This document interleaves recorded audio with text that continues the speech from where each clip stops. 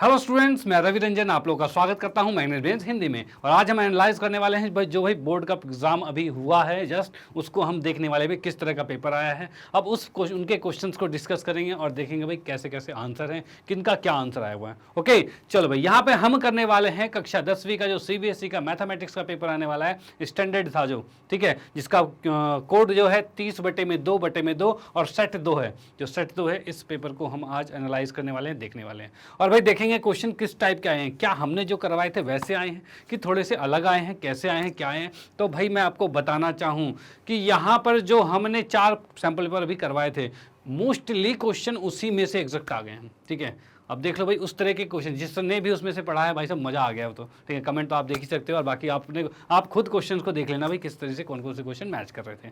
Okay चलो भाई इस क्वेश्चन को स्टार्ट करते हैं, क्वेश्चन पेपर को स्टार्ट करते हैं। यहाँ पर सबसे पहले पढ़ेंगे हम कि भाई इसमें जो सामान्य निर्देश जो थे वो क्या क्या थे। भाई निर्देश तो वही सेम ही रहेंगे, निर्देश थोड़ी अलग हो जाएंगे। वहाँ पर निर्देश में वैसे मैं फिर भी थोड़ा सा डिस्कस करता हूँ क्या है भाई। कुल 14 प्रश्न आए थे इसमें, ठीक है, कुल यहाँ पर 14 क्वेश्चन आए हुए थे। चलो भाई बहुत बढ़िया। उसके बाद इसमें क्या है, इसको 3 खंड में विभाजित किया गया था जो कि था क ख ग, 3 खंड में विभाजित था। ठीक है भाई, उसके बाद इसने क्या रखा भाई, खंड क जो है उसमें 6 प्रश्न थे और सारे 2 मार्क्स के थे जो कि 1 से 6 क्वेश्चन थे। ठीक है भाई, इनमें जो 2 प्रश्न थे वो क्या थे, ऑप्शनल थे, मतलब आंतरिक विकल्प दिया गया था, यानी और वाले क्वेश्चन थे। ओके चलो भाई ठीक है। उसके बाद खंड ख की बात करें तो इसमें 4 प्रश्न है जो कि 7 से 10 तक क्वेश्चन, 7, 8, 9, 10 ये 4 क्वेश्चन थे और ये सारे 3 अंक के थे और इसमें भी एक जो था वो विकल्प दिया गया था। चलो भाई बहुत बढ़िया। उसके बाद जो नेक्स्ट पार्ट था जो हमारे पास ग खंड है, उसके अंदर 4 प्रश्न थे जो कि 11 से 14 तक प्रश्न जा रहे थे, 11, 12, 13, 14, जिसके अंदर 2 केस स्टडी क्वेश्चन भी थे। ठीक है, और इसमें एक तो आंतरिक विकल्प भी दिया हुआ था इसके अंदर। और ये सारे क्वेश्चन कितने के थे, ये सारे 4 अंक के क्वेश्चन थे और इस पेपर में कोई भी कैलकुलेटर अलाउ नहीं था। ये चीज़ें थी जो इसके सामान्य निर्देश थे। और हमें इसमें देखना है कि इसके अंदर, इस पेपर के अंदर कुल समय सीमा कितनी है, तो 2 घंटे की समय सीमा दी हुई थी और कुल मार्क्स ये 40 मार्क्स का क्वेश्चन पेपर था। डन, चलो भाई ठीक है। अब देखते हैं भाई क्वेश्चंस किस किस तरीके के आ रखे हैं।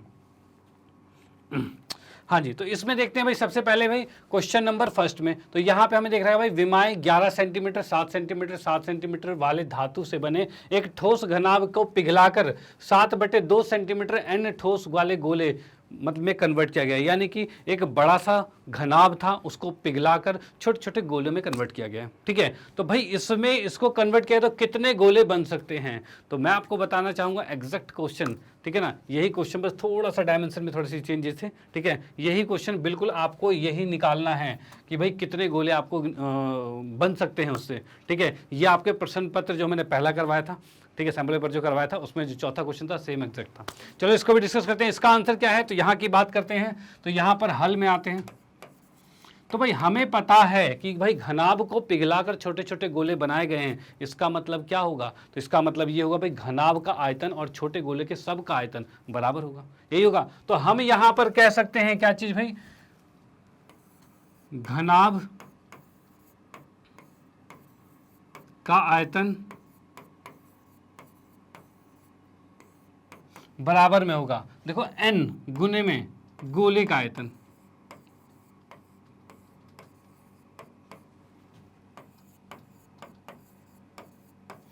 भाई ये चीज हो रहा है भाई, घनाभ का आयतन और n क्या है, कितने गोले, n क्या है, गोलों की संख्या है, तो उसको वो संख्या को n रख दिया, उसके साथ हम गोलों को गुना कर देंगे, तभी तो इसका आयतन बराबर होगा।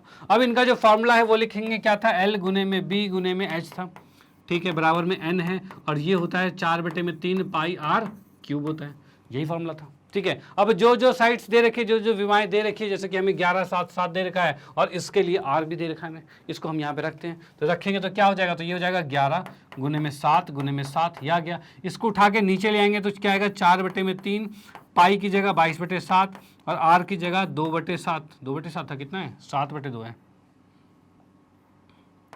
7/2, 7/2 और 7/2, ये चीज़ आ चुका है। डन, और बराबर में सिर्फ n बच्चा, बाकी सबको दूसरी तरफ भेज दिया। आप इसको काट देते हैं भाई, क्या क्या चीज़ें हो रही है। तो यहाँ पे देख सकते हैं भाई, 7 से 7 कट गया, 7 से ये 7 कट गया, ये 7 से ये 7 कट गया, 2 दूनी 4 से 4 कट गया, 2 से कटा 11 हो गया और 11 से कटा ये भी कट गया एक पे। अब 3 ऊपर चला जाएगा तो 3 मात्रा आ रहा है, यानी यहाँ हम देख पा रहे हैं भाई गोलों की संख्या कितनी है, तो 3 आ रखी है। भाई कितने गोले बन पाए हैं, तो 3 गोले टोटल इससे बन पाए हैं और ये इसका आंसर एग्जैक्ट आ चुका है और इतने में आपके 2 नंबर पक्के थे। ठीक है, चलो भाई आते हैं नेक्स्ट क्वेश्चन पे। अब देखते हैं भाई अगला क्वेश्चन कैसा आया हुआ था। अगले क्वेश्चन की बात करें तो यहाँ पर हमें एक चीज दे रखा है आकृति में के अंदर, आकृति एक में केंद्र बिंदु O है, चलो ठीक है, वृत्त पर व्यास AB है, ये AB क्या है, एक व्यास है, ठीक है, जिसमें BC दे रखा है, BC क्या चीज है, BC एक स्पर्श रेखा है, ठीक है, जो B पर खींची गई एक स्पर्श रेखा है। OP जो है, OP जीवा AD को OP जो है वो क्या कर रहा है, समद्विभाजित, मतलब ये हिस्सा इसके बराबर है, ये चीज दे रखा है, ठीक है। उसके बाद इसने कहा है तो AOP जो 60 डिग्री का है, ये AOP जो है 60 डिग्री का दे रखा है, तो हमें ज्ञात करना है MC। ये M क्या है, M क्या दे दिया, ये तो पता नहीं क्या दे दिया, कुछ नहीं, M का मतलब कुछ नहीं, यहाँ पर बस कोण C जो है उसका मान निकालना चाह रहा है कि भाई उसका मान कितना है, इसलिए M डाला गया, कोई दिक्कत वाली बात नहीं है, ठीक है। तो यहाँ MC ज्ञात करना है, तो यहाँ पे MC ज्ञात करने का मतलब C निकालना है। तो अब इसको हम हल करते हैं, तो हल में आ जाते हैं भाई, क्या होगा यहाँ पर देखो क्या चीज़ है, इसमें हम रचना करेंगे और इसको इससे मिला देंगे, ठीक है भाई, इसको इससे मिला देंगे। सबसे पहले दिया है में लिखेंगे, में दिया है क्या क्या चीज़ दे रखा है हमें, दिया है की बात करते हैं, तो यहाँ पे दिया है की बात करते हैं, तो इसके अंदर क्या चीज़ दे रखा है, तो देने में दे रखा है हमें भाई कोण AOP। चलो पहले वृत्त लिख देते हैं, वृत्त जिसमें केंद्र जो है, जिसका केंद्र O है, चलो भाई ठीक है, वृत्त है जिसका केंद्र O है, चलो भाई बहुत बढ़िया। और उसके बाद इसमें कोण AOP जो है ये 60 डिग्री का हमें दे रखा है, इतनी चीज़ दे रखी है, और साथ में ये भी दे रखा है हमें कि AP बराबर में PD है, ये भी दे रखा है, ठीक है। चलो भाई, और साथ में दे रखा है क्या, AB व्यास है, ये भी दे रखा है, जो चीज़ दे रखी है वो हमने लिख दी, डन। अब इसमें करेंगे रचना। रचना की बात करें तो रचना के अंदर क्या आ रहा है, तो OD को मिलाया गया, OD को हम मिला देंगे, ठीक है भाई, हमने OD को मिला दिया। अब OD को मिला दिया, अब क्या होगा, तो भाई OD को मिला दिया है, तो अब यहाँ आपको मैं बताना चाहूँगा कि ये भी त्रिज्या है और ये भी त्रिज्या है, ठीक है, यानी OD भी त्रिज्या है और O भी त्रिज्या है। तो यहाँ पर इसमें हमें क्या करना था, ज्ञात करना था,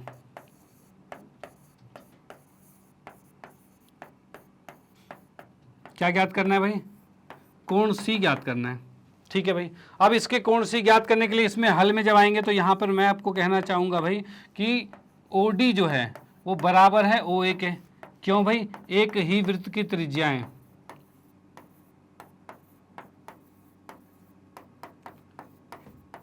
एक ही वृत्त की त्रिज्याएं हैं, चलो भाई ठीक है, एक ही वृत्त की त्रिज्याएं हो गई, ओके।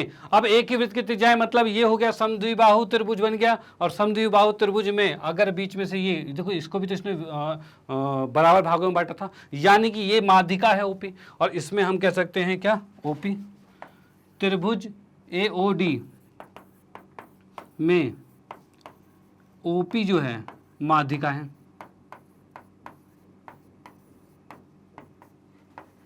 चलो भाई ठीक है, OP जो है वो माध्यिका है, ओके। चलो ये आ गया। अब ये माध्यिका है, माध्यिका का मतलब क्या हो गया, देखो ये भुजा इसके बराबर हो गई, ये माध्यिका होगी, इसका मतलब ये कोण भी इस कोण के बराबर होगा, मतलब ये भी 60 का आ गया, ठीक है, ये भी 60 का आ गया। हमें निकालना क्या है, कोण C निकालना है, इस 60 से क्या लेना देना फिर भाई, यहाँ पर ये है कि अगर ये 60 का ये 60 का है तो ये कोण भी तो दोनों बराबर होंगे आपस में।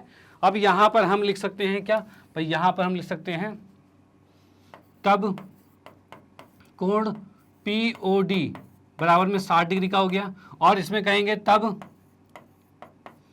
कोण OAP बराबर में होगा कोण ODP, ये चीज होगा भाई, ये कोण इस कोण के बराबर होगा क्योंकि ये समद्विबाहु त्रिभुज है, तो फिर तो बराबर होगा ही, ठीक है। तो भाई ये चीज आ गई है। अब यहां से हम कह सकते हैं भाई त्रिभुज AOD में ये क्या होगा, कोण O जो है, O को मैं पूरा नाम ही लिख देता हूं, AOD प्लस में कोण OAD प्लस में कोण ODA, ये तीनों का सम 180 डिग्री होगा भाई, तीनों कोणों का योग तो 180 होता ही है, ठीक है। इसको हमने देख रखा है ये 120 डिग्री है, ठीक है। इसमें क्या है, ये दोनों सेम थे, दोनों सेम है, तो इसको मैं क्या ऐसा लिख सकता हूँ, दो कोण में OAD भाई लिख सकते हैं, और ये बराबर में 180 बिल्कुल लिखा रहता है, ये उस साइड जाएगा तो 60 का होगा और 2 से भाग हो जाएगा तो 30 का आ गया, यानी मैं डायरेक्ट लिख देता हूँ कोण OAD ये आ गया 30 डिग्री का, ये चीज आ चुका है भाई, A 30 का हो गया, ठीक है। अब इसके बाद क्या चीज है, यहां पर मैं बताना चाहूंगा आपको कि भाई ये आ गया है 30 डिग्री का, ठीक है। ये 90 डिग्री का होता ही है क्योंकि स्पर्श रेखा और त्रिज्या के बीच का कोण 90 का डिग्री का ही होता है हमेशा, ठीक है। तो ये 90 का है। तो त्रिभुज ए बी सी की पूरे की बात करूं तो यहाँ पर त्रिभुज ए बी सी में कोण ए जो है वो 30 का था, या फिर मैं सीधे लिख देता हूं इसके अंदर, कोण ए प्लस में बी प्लस में सी, ए प्लस में बी प्लस में सी बराबर में 180 डिग्री है, ठीक है। ए का मान 30 है, बी का मान 90 है और सी हमें ज्ञात करना है। और ये कितना आ जाएगा, तो भाई सी की बात करें तो 90 और 30 120, उधर जाके माइनस हो जाएगा, ये माइनस हुआ और ये बच गया 60 डिग्री, यानी इस कोण सी का मान 60 डिग्री आ चुका है। डन। तो आप इसका स्क्रीनशॉट ले सकते हो और इसका भी स्क्रीनशॉट ले सकते हो, ठीक है। ये सारे कंसेप्ट सिखाए हुए हैं कि भाई किस तरीके से कौन सी चीजें, समद्विबाहु त्रिभुज क्या है, तो स्पर्श रेखा और त्रिज्या के बीच में कोण 90 का होता है। तो इसी कंसेप्ट के हिसाब पे ही क्वेश्चन बन रखे भाई, बहुत बढ़िया क्वेश्चन है, ठीक है। चलो भाई इसका स्क्रीनशॉट ले लो, मैं इसको इरेज करता हूँ। आते हैं नेक्स्ट क्वेश्चन पे।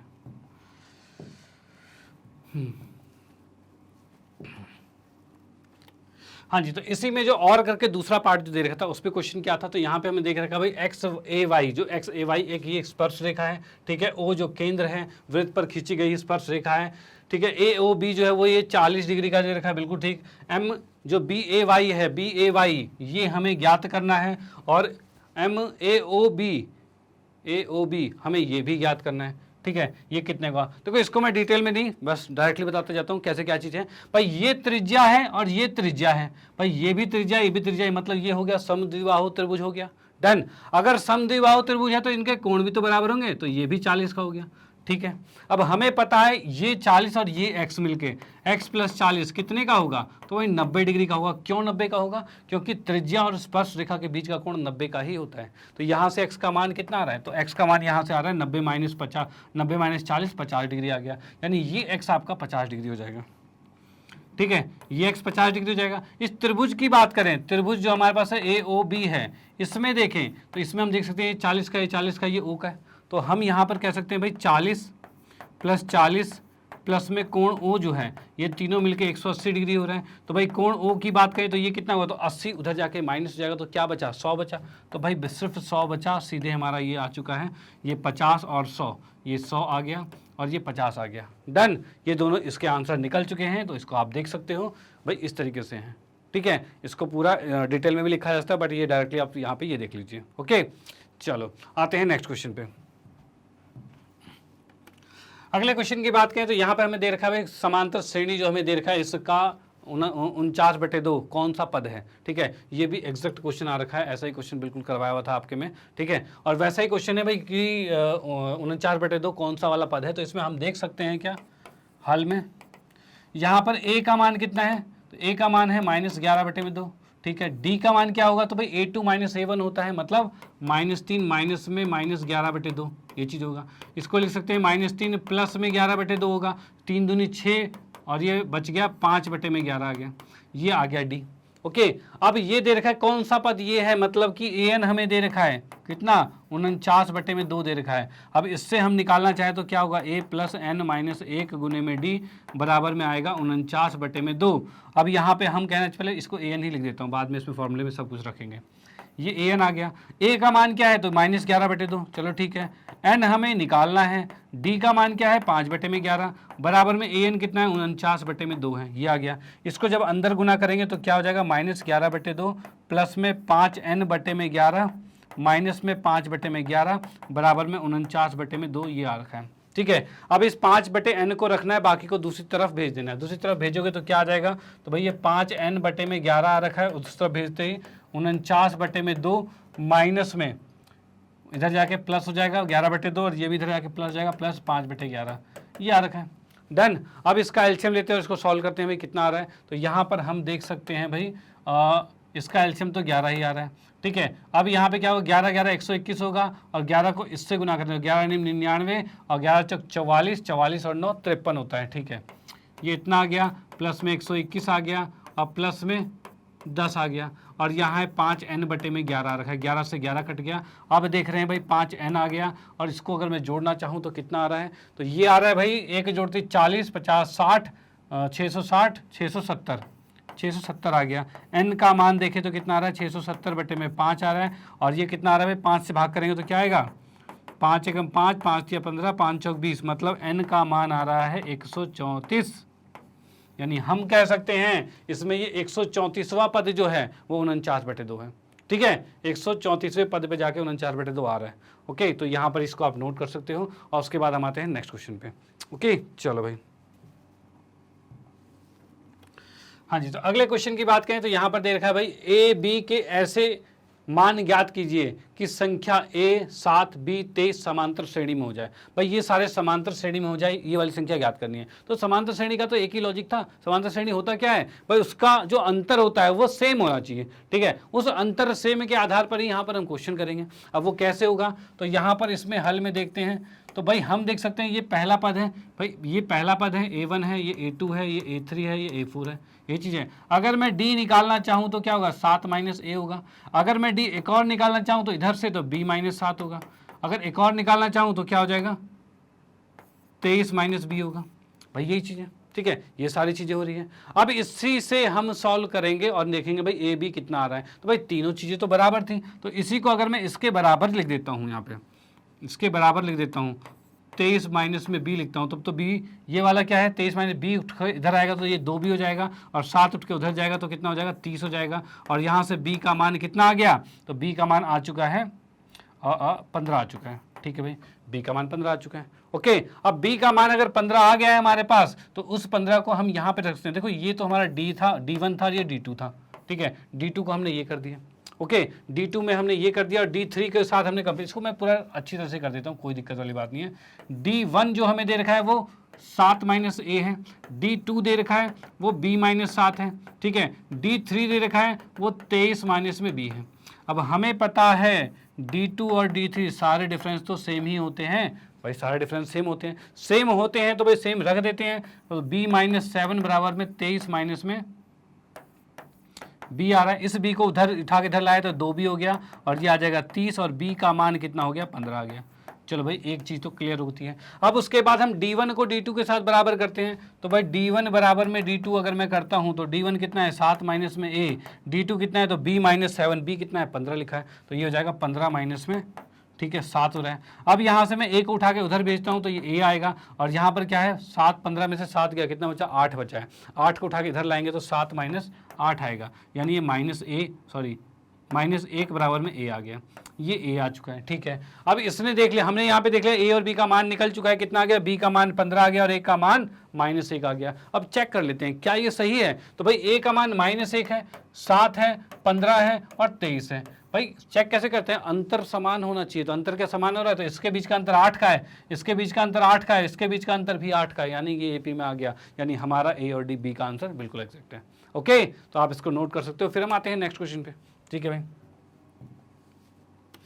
यहाँ पर क्या है भाई, इस नेक्स्ट क्वेश्चन में एक समांतर श्रेणी का nवां पद an बराबर में इतना दे रखा है। इस श्रेणी के प्रथम 20 पदों का योग ज्ञात करना है। जो पहले 20 पद है उसका योग आपको ज्ञात करने हैं। तो भाई ये भी क्वेश्चन बिल्कुल एग्जैक्ट आपका बिल्कुल सेम है जो हमने करवाया हुआ था, और ये क्वेश्चन नंबर हमारा कौन सा है, चौथा क्वेश्चन है। तो ये भी आपका पेपर 1 में जो क्वेश्चन नंबर 2 था सेम टू सेम एग्जैक्ट था। ठीक है, जो हमने पेपर 1 में डिस्कस किया था। अब इसमें आते हैं भाई हल में आते हैं, तो क्या चीज़ भाई, इसको भी सॉल्व कर लेते हैं। तो an हमें दे रखा है 5 माइनस में 2n दे रखा है। ठीक है, a1 की बात करें तो 5 माइनस में 2 गुने में 1 आएगा, यानी कि कितना आ गया, 3 आ गया। ठीक है भाई, अगर मैं a2 निकालना चाहूँ तो 5 माइनस में 2 गुने में 2 आएगा, यानी 5 में से 4 का 1 बचा। यहाँ से अगर d निकालें तो क्या आएगा, तो a2 माइनस में a1 आएगा, यानी कि हम कह सकते हैं 1 माइनस में 3, यानी -2 आ गया, ये डी आ गया। हमें निकालना है 20वां पद, 20वां मतलब a 20 निकालना है, और 20वां पद क्या होगा, a प्लस में 19d होगा। ठीक है, a कितना आ रहा है, तो a हमारे पास आ रहा है 1, कहाँ गया a आ रहा है 3, चलो 3 लिखा,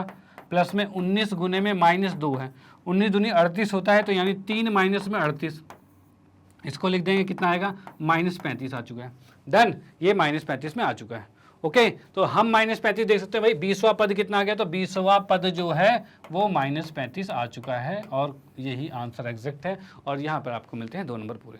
ओके, चलो भाई ठीक है, ये सिंपल था क्वेश्चन, कोई दिक्कत भाई। इस बार का पेपर बिल्कुल इजी आया था। ठीक है, हाँ कुछ बच्चे तो बोलेंगे सर आपको तो इजी लगेगा या हमें मुश्किल लगता है ना, तो नहीं, देखो क्या चीज़ है, हमने बहुत से पेपर देखे, बहुत सालों के पेपर देखे हैं। ठीक है, अब लास्ट के 12 साल से पढ़ा रहा हूँ, इसका मतलब ये 12 साल से पेपर देख ही रहा हूँ मैं, तो फिर मैं ये देख रहा हूँ कि भाई कौन सा पेपर कितना हार्ड होता है, ईजी होता है। तो भाई इस बार का पेपर जो है वो ईजी की कैटेगरी में ही आएंगे। ओके, चलो भाई, अब यहाँ पर ये चीज़ें खत्म होता है तो इसको नोट कर लीजिए। फिर हम आते हैं नेक्स्ट क्वेश्चन पे।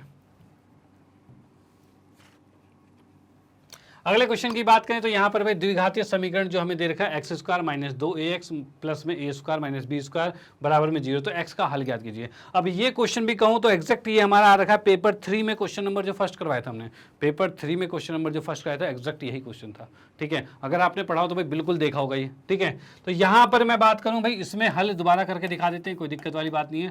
तो ये एक्स स्क्वायर है माइनस 2ax है प्लस में ए स्क्वायर माइनस बी स्क्वायर, ये लिखा हुआ था हमारे पास। अब यहाँ पर हमें देखना था कि इसको ऐसे तोड़ना है कि जो हमारा जो क्या कहते हैं गुणनखंड विधि है उसको एग्जैक्ट रूल वही वाला फॉलो करना चाहिए यहाँ पे।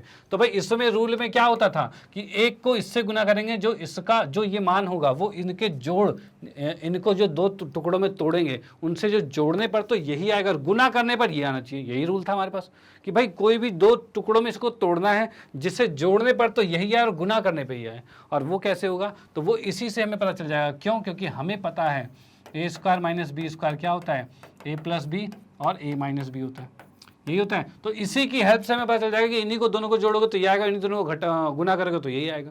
तो देख लेते हैं भाई कैसे। तो एक्स स्क्वायर तो ठीक है, माइनस में साइन है तो माइनस में रहने दो, माइनस ए प्लस बी एक्स होगा और माइनस ए माइनस बी और ये भी एक्स होगा और प्लस में ए का वर्ग माइनस में बी का वर्ग। अब देखो क्या ये दोनों को जोड़ने पे सेम चीज़ें आ रही हैं, तो मैं यहाँ पर बताता हूँ, लिखा हुआ है क्या, माइनस ए प्लस बी और माइनस में ए माइनस बी, ये चीज़ें। इसको अगर मैं खोलता हूँ ब्रैकेट तो माइनस ए माइनस बी होगा, माइनस ए प्लस बी होगा, इससे ये कट गया और माइनस 2a आ रहा है ना भाई, वही चीज़ है माइनस 2 है, ठीक है। और भाई इन दोनों को गुना किया तो ये भी आ रहा है कि भाई ए प्लस बी ए माइनस बी गुना करोगे तो वही आएगा, डन। तो भाई सेम टू सेम सब कुछ सही चल रहा है। इसमें से x कॉमन ले लिया हमने, तो x माइनस में a माइनस में b ये आ गया। इसमें से हमने a माइनस बी कॉमन ले लिया क्योंकि इसके पास तो दोनों चीज़ें थी, इसके पास दोनों चीज़ें थी, a माइनस बी और a प्लस बी दोनों है ना वो चीज़ें। तो इसमें से a माइनस बी कॉमन ले लिया तो बचा क्या, तो यहाँ तो सिर्फ x बचा और यहाँ बच गया माइनस में a माइनस बी बचा है, ठीक है, बराबर में 0 चल रहा है, ठीक है, ये चीज़ें।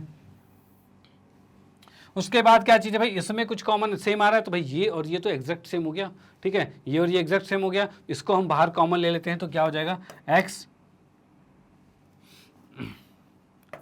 x माइनस ए माइनस बी को बाहर कॉमन ले लिया और बचा क्या, ये बच गया x माइनस में a प्लस बी, ये बच गया, ठीक है। और इसके बराबर में 0 आ गया। यहाँ से x का मान निकाले तो x का मान इससे क्या आएगा, तो ये x रहेगा, ये 0 के दूसरी तरफ यानी a प्लस बी आएगा, ठीक है। यहाँ से बात करें तो इधर ये 0 की दूसरी तरफ जाएगा तो a माइनस बी आएगा, ठीक है। तो यहाँ पर एक आंसर आपका ये आ गया, एक आंसर आपका ये आ गया और यही इसका आंसर है, डन। तो आप इसको नोट कर सकते हो, सेम क्वेश्चन हमने करवाया था उसमें, अगर आपने देखा तो भाई आपको पता ही होगा और आप करके भी बिल्कुल आए होगे, डन। आते हैं नेक्स्ट क्वेश्चन पे।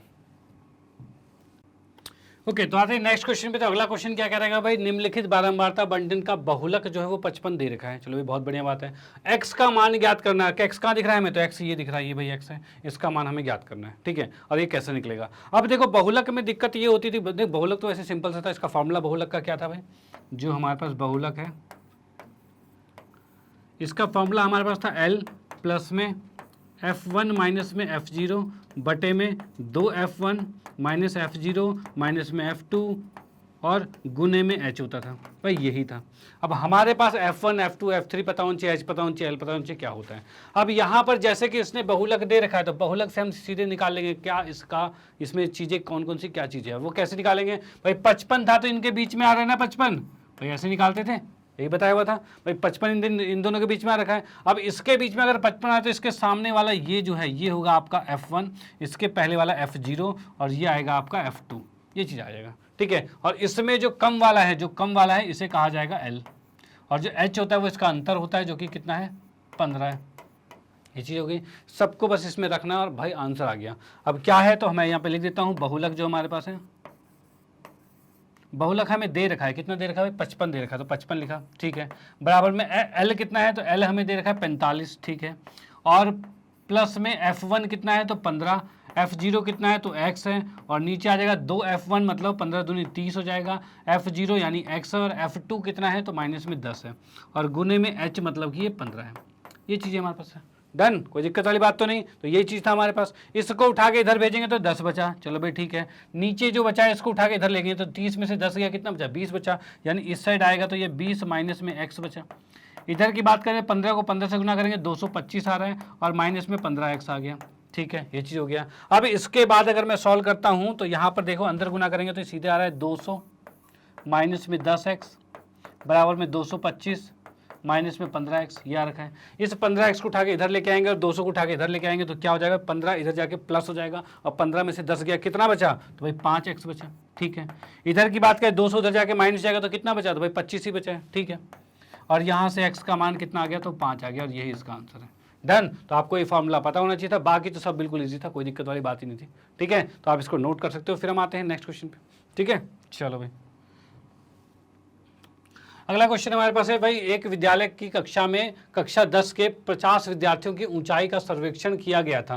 भाई 50 विद्यार्थी थे, उनका सर्वेक्षण किया गया था। ठीक है भाई, अब इसने कहा विद्यार्थियों की माध्यक ऊंचाई ज्ञात करनी है। जो भाई विद्यार्थी हैं इनकी माध्यक ऊंचाई मतलब माध्यक निकालना है। ठीक है, अब माध्यक कैसे निकालते थे भाई, तो माध्यक की बात करें भाई इसका क्वेश्चन भी था। ये क्वेश्चन कौन सा क्वेश्चन है हमारे पास, 7वां क्वेश्चन, और ये हमारा था पेपर नंबर 4 में क्वेश्चन नंबर 5, जो बिल्कुल एग्जैक्ट यही क्वेश्चन ऐसे क्वेश्चन आया हुआ था। ठीक है ना, तो उसमें भी ये सेम टू सेम क्वेश्चन आई रहेगा, तो भाई वैसे का वैसे ही होना है। फिर भी हम करते हैं भाई, आंसर निकालते हैं। क्या आंसर है इसका, तो भाई इसमें देखने हैं भाई, इसका पहले हम निकालते एक टेबल बनाते हैं।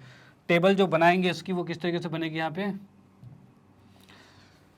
हाँ जी सबसे पहले आएगा क्लास इंटरवल, जो इंटरवल इसका दे रखा है, वर्ग अंतराल जो ये दे रखा है, जो ऊंचाई दे रखी है। उसके बाद ये आएगा फ्रीक्वेंसी, जो आवर्त है वह चीज़ आएगा। तो भाई क्लास इंटरवल क्या है, 130 से 135 है, इस तरह से चल रहा है। 130 से 135, 135 से 140, 140 से 145 और 145 से 150, 150 से 155 और 155 से 160।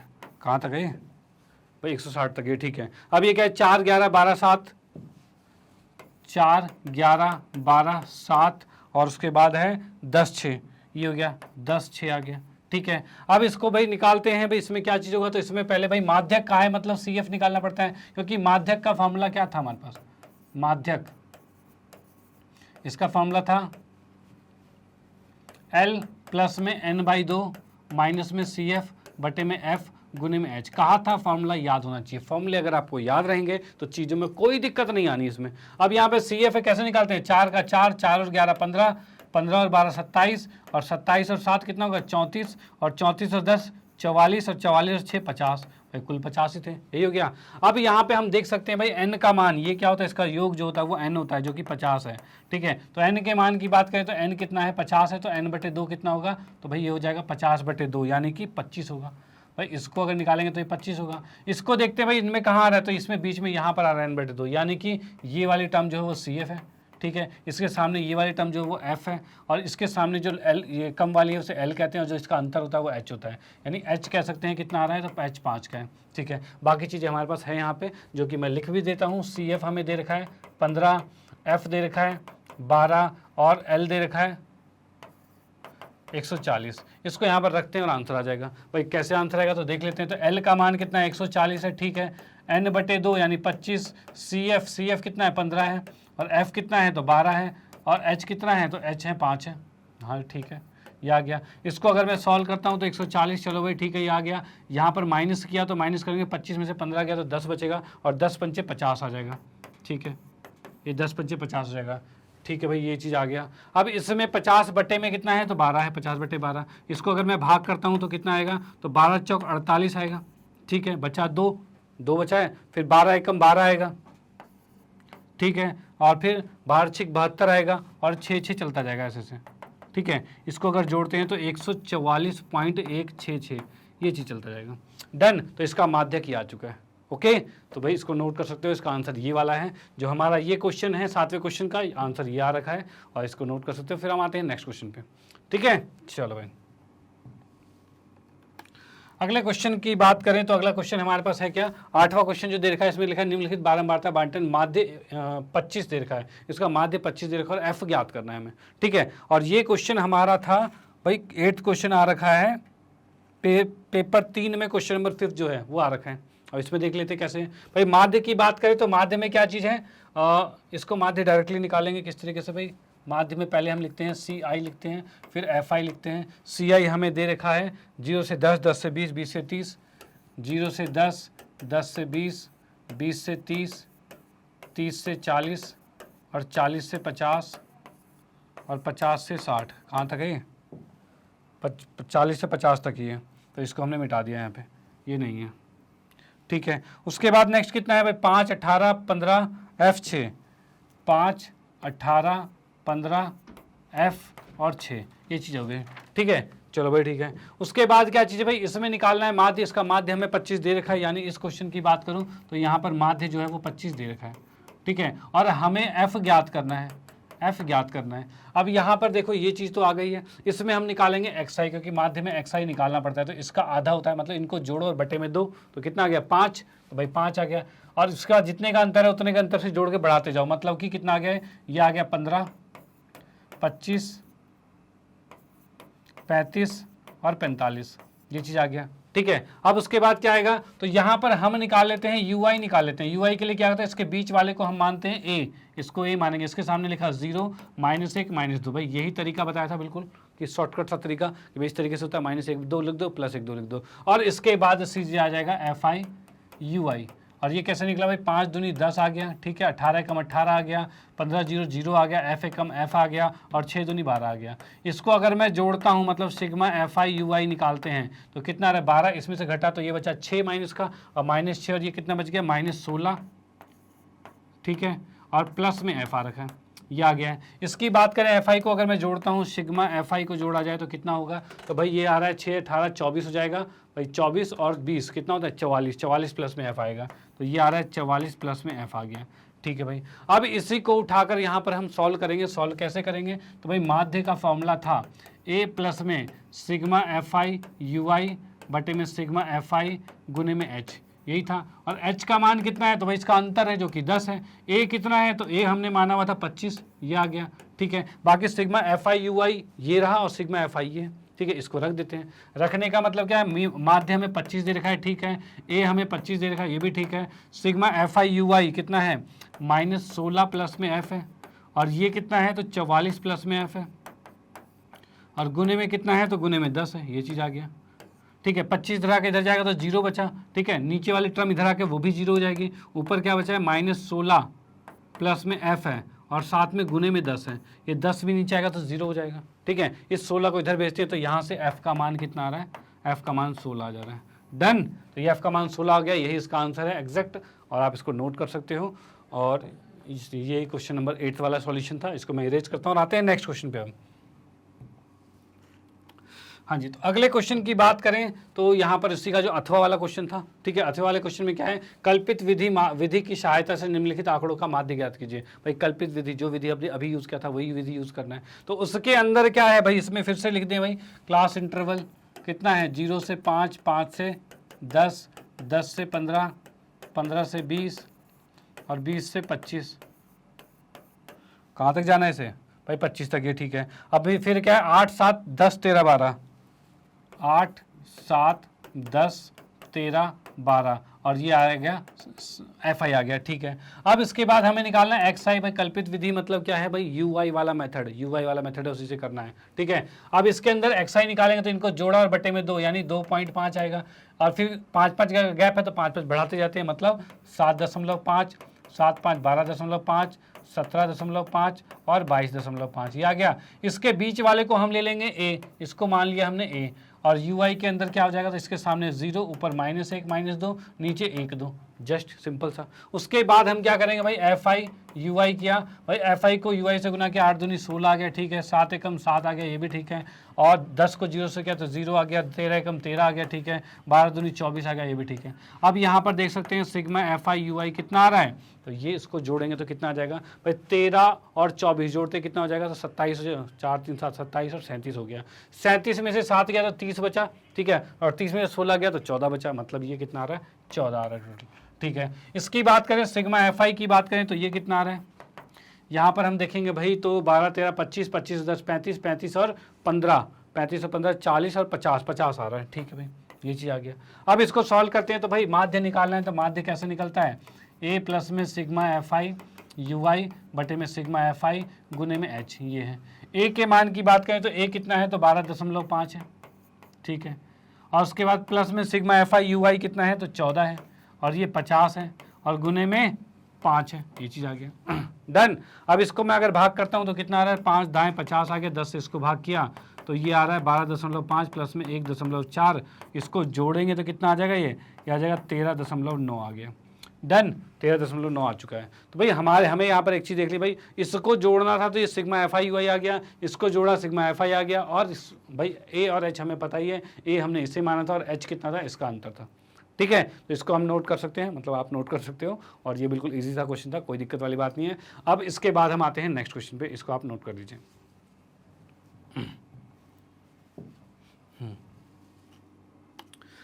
हाँ जी, तो अगले क्वेश्चन की बात करें तो यहाँ पर हमें दे रखा है 75 मीटर ऊंची पहाड़ी, भाई 75 मीटर ऊंची एक पहाड़ी है कि दोनों ओर खड़े दो व्यक्ति पहाड़ के शिखर के उन्नयन कोण को 30 डिग्री तथा 60 डिग्री पर देखते हैं। भाई ये वाला तरीका जो ये आपको फिगर देगा, ये वाला क्वेश्चन जो इसमें आपको दे रखा है, ठीक है ना, इसमें क्या दोनों व्यक्तियों के बीच की दूरी ज्ञात करनी, मतलब इन दोनों के बीच की दूरी ज्ञात करनी, ये वाला क्वेश्चन भी करवा रखा है। और ये क्वेश्चन कौन सा था आपका, भाई क्वेश्चन नंबर 9 है, पेपर 3 का, जो हमने 3rd पेपर कराया उसका question number 13, same to same exact question है। ठीक है भाई, ये ऐसा ही क्वेश्चन है, इस तरह का फिगर ही है और इस तरह से ही सॉल्यूशन इसका होने वाला है।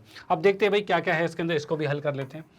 हल की बात करते हैं तो यहाँ पर बात करें तो इसमें दे रखा है भाई क्या, ये 30 का ये इतना है, 75 डिग्री ये दे रखा है। तो यहाँ पर हमें क्या निकालना है, दोनों के बीच की दूरी, मतलब कि हमें ये पूरा x निकालना है, ये पूरा x निकालना है। ठीक है, तो हम पहले क्या करेंगे, पहले त्रिभुज ABC लेंगे और ये निकालेंगे, पहले ये वाला यहाँ से निकालेंगे, फिर यहाँ से ये निकालेंगे और दोनों को जोड़ देंगे तो x हो जाएगा। तो हम क्या करेंगे, हल में त्रिभुज आएगा कौन सा, ABC में, जिसमें कि कोण A जो है वो 90 डिग्री का है। ठीक है, यहाँ पर हम लगाएंगे tan थीटा, tan 30 डिग्री। क्यों भाई tan क्यों लगा रहे हैं, क्योंकि हम लंब और आधार की बात कर रहे हैं, कर्ण की कोई बात ही नहीं कर रहे हैं। ठीक है, तो यहाँ पर ये हो जाएगा, और लंब कितना आ गया, तो AB आ गया। ठीक है, और बटे में ये कितना आ गया, AC आ गया। tan 30 मतलब 1/√3, AB कितना है तो 75 है, और AC कितना है तो AC को AC रहने दो, AC को इधर भेज दिया तो AC का मान कितना आ गया, 75√3 आ गया। डन, तो ये चीज़ आ चुका है, इतने मीटर में आ चुका है। ओके, ये तो आ गया AC। अब बात करते हैं AD की, AD कैसे निकलेगा, तो हम आते हैं भाई त्रिभुज कौन सा वाला है, ABD में।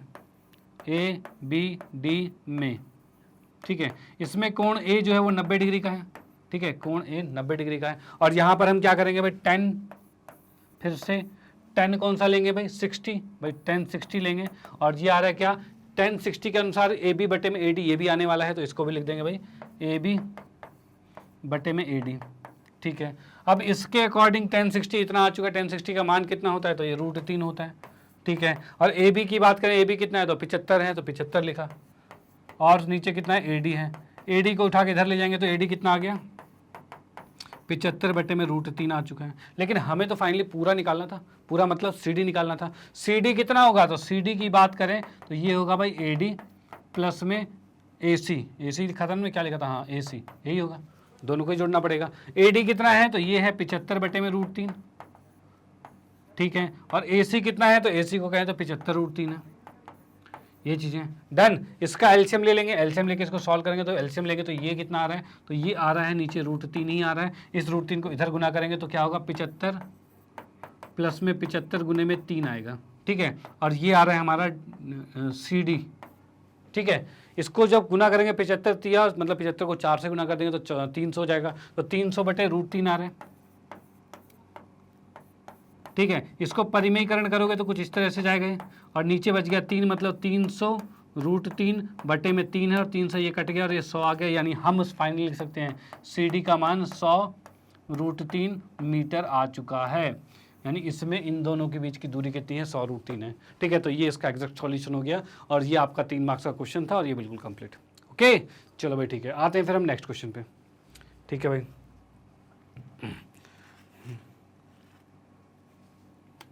हाँ जी, तो अगले क्वेश्चन की बात करें तो यहाँ देखा 3 सेंटीमीटर त्रिज्या के एक वृत्त पर ऐसी 2 स्पर्श रेखाएं की रचना कीजिए जो परस्पर 60 डिग्री का कोण बनाते हैं। और ये भी एग्जैक्ट हमारे पेपर में था, बिल्कुल भी। ठीक है, कौन सा क्वेश्चन था भाई, क्वेश्चन नंबर पेपर नंबर 1 में क्वेश्चन नंबर 10, जो सेम टू सेम यही वाला क्वेश्चन था। ठीक है, अब इसको देखते हैं भाई, इसको सॉल्व करने, इसको इसकी रचना करते हैं। रचना किस तरह से करनी है, तो एक वृत्त बनाना था जिस पर हमें 2 स्पर्श रेखा ऐसे बनानी है जिससे कि इसका यहाँ का कोण 60 डिग्री का हो जाए। ठीक है, कैसे बनेगी, तो उसके लिए हमें एक केंद्र पर बनाना पड़ता था 120 डिग्री का कोण। यहाँ 120 डिग्री का कोण बनाना था, उससे हमारा बनेगा। ठीक है, अब इसको हम क्या करते हैं भाई, बना के देखते हैं एग्जैक्ट कैसे बनेगा। तो यहाँ पर बनाने के लिए हम आते हैं, यहाँ पर क्या चीज़ है, एक मैंने वृत्त बनाया यहाँ पे कितने का है वृत्त इसने? 3 सेंटीमीटर का वृत्त कहा है इसने। 1 मिनट,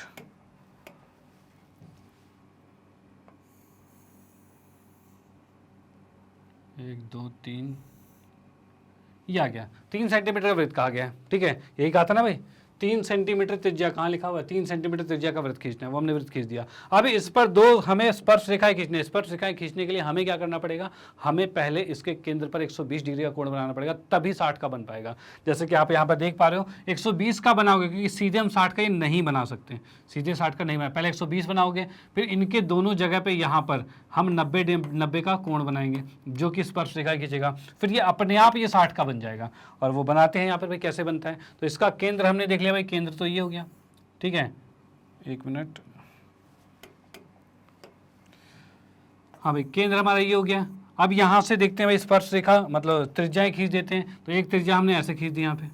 ठीक है, अब यहाँ पर क्या करेंगे, यहाँ पर हम बनाएंगे 120 डिग्री का कोण। तो क्या करते हैं, प्रकार से लेके और इस तरह से आर्क लगाया जाता है ऐसे, एक कट फिर सेम प्रकार को रखे, यहाँ से एक कट यहाँ पे लगेगा और फिर यहाँ से दूसरा कट यहाँ पे लगेगा, और इसको हम मिला देंगे। इसको मिलाएंगे तो कितना हो जाएगा ये, तो ये हो जाएगा कुछ इस तरह से लाइन खींच जाएगी, और ये हमारा 120 डिग्री का कोण बन चुका है। ठीक है, ये हमारा 120 डिग्री का बन गया।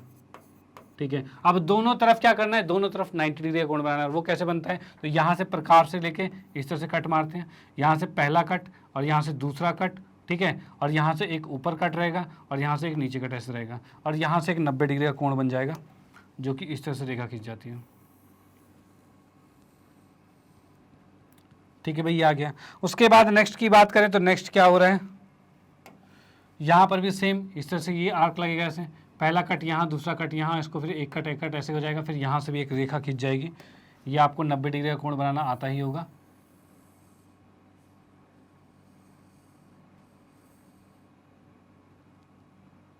ठीक है, ये हो गया,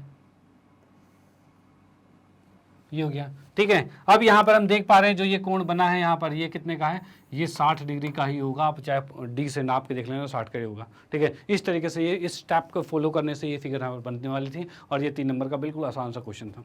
ठीक है, चलो भाई आपने इसका स्क्रीनशॉट ले लीजिए, फिर हम आते हैं नेक्स्ट क्वेश्चन पे और देखते हैं भाई कैसे कैसे क्वेश्चन और हैं।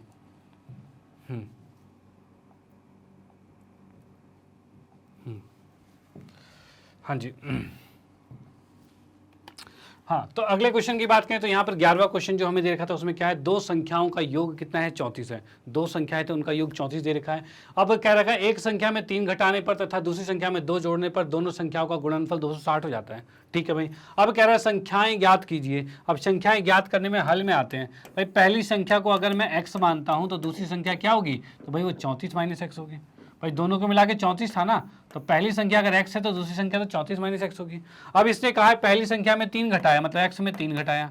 ठीक है, और दूसरी संख्या में 2 जोड़ दिया है, 34 में 2 जोड़ोगे 36 आएगा, 36 माइनस एक्स आ गया। इनका गुणा जो है वो 260 दे रखा है। चलो बहुत बढ़िया, इसको आप गुना कर देते हैं। गुना करोगे तो x को 36 से किया तो 36x, x को x से किया तो माइनस एक्स स्क्वायर, माइनस को 3 को इससे किया तो कितना हो जाएगा, 36 दिया 18, 108 हो रहा है। ठीक है भाई, 108 हो गया। और उसके बाद -3 को इससे क्या था, +3x आएगा, बराबर में 260 आ गया। चलो भाई बहुत बढ़िया। अब 36 और 3 कितना होता है, तो 39 होता है, तो 39 लिख दिया हमने। x का वर्ग आ गया। ठीक है, और ये कितना आ रहा है, +3x ये आ गया 36। ठीक है, एक्स स्क्वायर है, -108 है, और प्लस में 39x है। ठीक है, बराबर में 260 है। इसको उठा के हम इधर लेके आ जाते हैं, इधर लाओगे तो ये आके जुड़ ही जाएगा ना, तो जुड़ेगा तो कैसे आ जाएगा या फिर इसको उठा के उधर लेके चले जाते हैं तो ठीक रहेगा। ये उधर जाके जाएगा तो x का वर्ग हो जाएगा। ठीक है, ये 39x उधर जाके -39x होगा, 108 उधर जाके प्लस जाएगा तो ये आ जाएगा 368 हो जाएगा। ठीक है, ये समीकरण हमारी आ चुकी है, डन, ये 368 आ चुकी है। अब उसके बाद हम देखते हैं भाई, ये तो हमारे पास आ चुका है। अब इसका फैक्टराइजेशन, गुणनखंड निकालें, किस तरह से गुणनखंड किया जाएगा। तो गुणनखंड में देखो ऐसे में थोड़ी कन्फ्यूजन होगी, कैसे गुणनखंड होगा क्या होगा, लेकिन इसी को अगर आप इस तरह से कर दो, यहाँ पर एलसीएम की तरह कर दो, तो बड़े आसानी से इसको निकाल पाओगे। जैसे 2 से किया तो ये आ गया 1 8 4 आ गया, 2 से किया तो 92 आ गया, 2 से किया तो 46 आ गया, और 2 से किया तो 23 आ गया। तो आप क्या देख पा रहे हो, 2 दूनी 4 दूनी 8 दूनी 16, 16 और 23 कितने होते हैं, 16 और 23 39 होते हैं। ठीक है, और 16 और 23 को गुना करोगे तो कितना आएगा, 368 ही आएगा। डन, तो यहीं से हमने देख लिया 16 और 23 हमने निकाल दिया। इस तरह से मेथड था, ये भी मेथड बताए हुए थे मैंने। ठीक है, तो यहाँ पर क्या है, x का वर्ग माइनस में 16x माइनस में 23x प्लस में 368, ये आ गया। इसमें से अगर मैं x कॉमन लेता हूँ तो ये आ गया x माइनस में 16, और इसमें से -23 कॉमन लेता हूँ तो ये x माइनस में 16 आ चुका है। यहाँ पर x माइनस 16 को कॉमन ले लिया और x माइनस 23 को भी कॉमन ले, ये 23 बच गया है। यहाँ से दोनों को अलग अलग करेंगे, x माइनस 16 बराबर में 0 और x माइनस 23 बराबर में 0, और यहाँ से हम निकाल सकते हैं x का मान 16 और यहाँ से निकाल सकते हैं x का मान 23।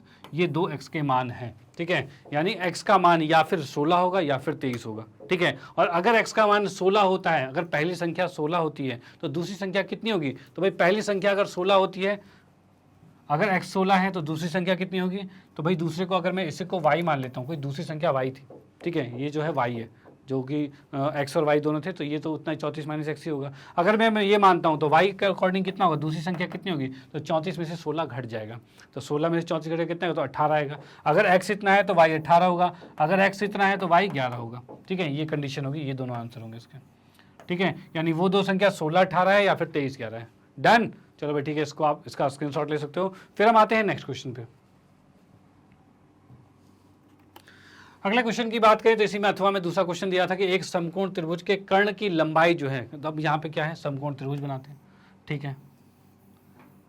ये हो गया, ये ए हो गया, ये बी हो गया और ये सी हो गया। हमें पता है 90 के सामने वाला कर्ण होता है तो यही वाला कर्ण है, ठीक है।